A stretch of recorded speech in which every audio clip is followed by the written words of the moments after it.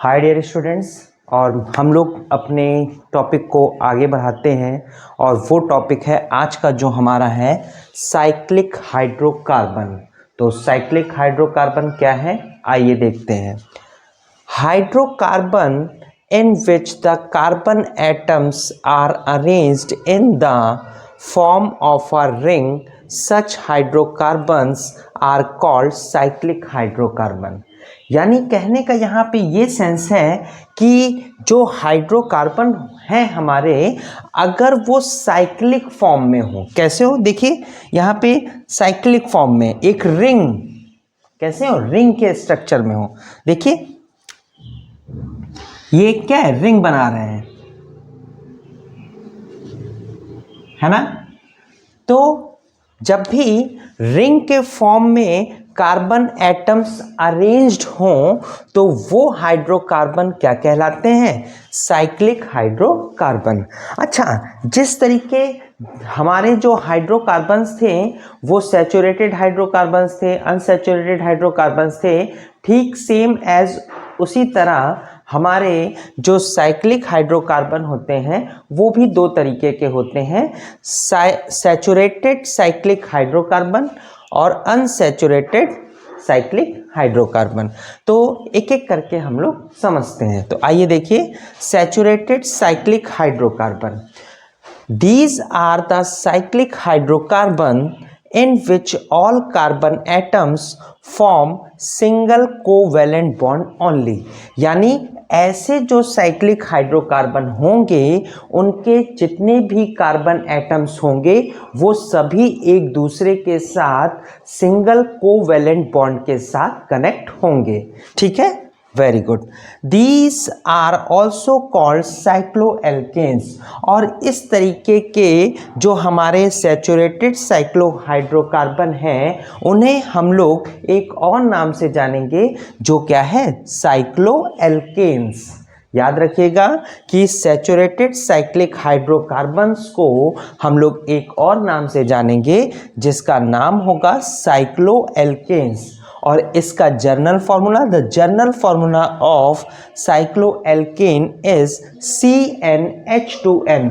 याद रखिए कि सभी जितने भी मैं फॉर्मूले कह रहा हूँ उसको जरूर से जरूर रिवाइज करिएगा, ठीक है ना। हाँ, तो आप तक आपको समझ में आ गया होगा कि सैचुरेटेड साइक्लोहाइड्रोकार्बन्स में जितने भी कार्बन होंगे वो सभी के सभी सिंगल कोवैलेंट बॉन्ड के साथ कनेक्ट होंगे। और इसका जर्नल फार्मूला जो मैंने बताया CnH2n। देखिए एग्जांपल्स लेते हैं तो समझिए। यहाँ पे मैंने लिया है, आप देख रहे हैं यहाँ पे 3 कार्बन्स हैं और सभी कार्बन्स एक दूसरे के साथ सिंगल बॉन्ड के साथ कनेक्ट हैं। इसी तरीके यहाँ पे हमने 4 कार्बन्स दिए हैं और सभी हमारे कैसे हैं, किससे कनेक्टेड है, सिंगल बॉन्ड से। 5 कार्बन्स सभी सिंगल बॉन्ड्स, 6 कार्बन सभी सिंगल बॉन्ड्स ना। तो देखिए अगर हम 3 कार्बन को लेकर बात कर रहे हैं तो इसका नाम होगा साइक्लोप्रोपेन जिसका फॉर्मूला C3H6। ये 4 कार्बन्स को लेकर साइक्लोब्यूटेन जिसका फॉर्मूला होगा C4H8, cyclopentane C5H10, cyclohexane C6H12। एक बात याद रखिएगा कि ये जितने भी मैं नाम ले रहा हूँ ये सभी नाम किस तरीके वो स्टडी किए जाते हैं उनको मैं आगे अभी आने वाले वीडियो में कंप्लीट कराऊंगा कि इन नामों को किस तरीके मैं बोल रहा हूँ, किस तरीके इसको डिफाइन कर रहा हूँ। ठीक है, तो परेशान होने की ज़रूरत नहीं है, ये सभी नाम आप लोग भी सीख जाएंगे एक एक करके। ठीक है, तो चलिए अब हम लोगों ने सैचुरेटेड साइक्लिक हाइड्रोकार्बन कवर कर लिया है, अब हम लोग अनसैचुरेटेड साइक्लिक हाइड्रोकार्बन की तरफ चलते हैं। तो आइए अब हम लोग अपनी नेक्स्ट स्लाइड देखते हैं कि वो क्या है। चलिए सबसे पहले एक ये भी बात कि आप इसका स्क्रीनशॉट ले लीजिए, इसलिए क्योंकि डेटा आपके पास अवेलेबल रहे। तो सबसे पहले स्क्रीनशॉट, फिर हम लोग आगे देखते हैं।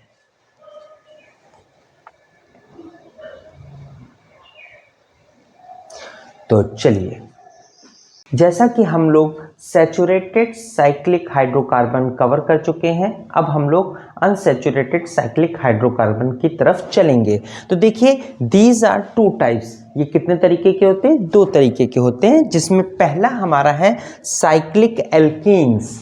याद रखिएगा, पहला है साइक्लिक एल्कीन्स और दूसरा है साइक्लिक एल्काइंस। एल्कीन्स और एल्काइंस याद रखिएगा, साइक्लिक एल्कीन्स और साइक्लिक एल्काइंस। तो सबसे पहले हम लोग साइक्लिक एल्कीन्स की तरफ कवर करते हैं।